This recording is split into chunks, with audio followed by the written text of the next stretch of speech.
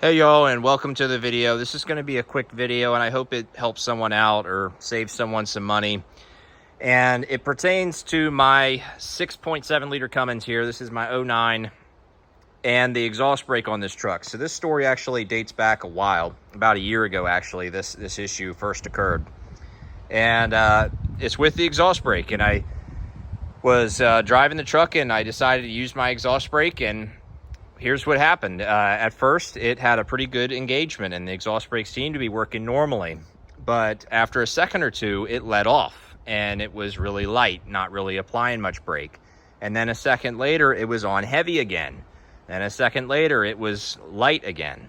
And it did that all the way down as it decelerated me all the way down. So I was like, uh-oh, my exhaust brake might be going out. Might be a turbo actuator issue going on. I might be needing a new turbo or at least an actuator here soon. So I was like, well, let's test some things out.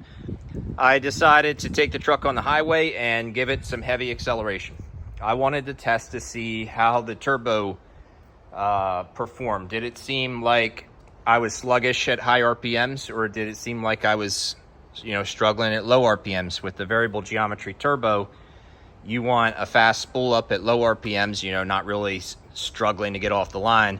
And then at high RPMs, you don't want it to fall flat on its face. Well, the truck actually was perfect under acceleration. So this was just a braking issue. So that kind of was like, okay, well, maybe the vanes are working in the turbo. At least under acceleration, they seem to be. So I'm like, you know what? Let's just, even though this issue is happening, let's just keep using the exhaust brake. And so that's what I did. For 2 or 3 weeks, I kept using the exhaust brake, and I noticed after a while, the issue started to become less frequent. And the other thing I noticed was, if I rev to high RPMs, like over 2,000 RPMs, and let the exhaust brake kick in up there, it usually would stay strong all the way down. It's usually when I was in the mid RPMs that it would do that up and down kind of behavior.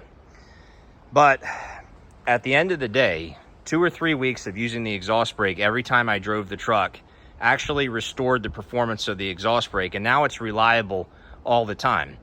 And what I realized was I hadn't been using my exhaust brake much at all in the months prior. I had probably gone 3 months without even using the exhaust brake. I used to use it a lot, and then I got out of the habit of using it because I was like, I don't really need it when I'm not towing.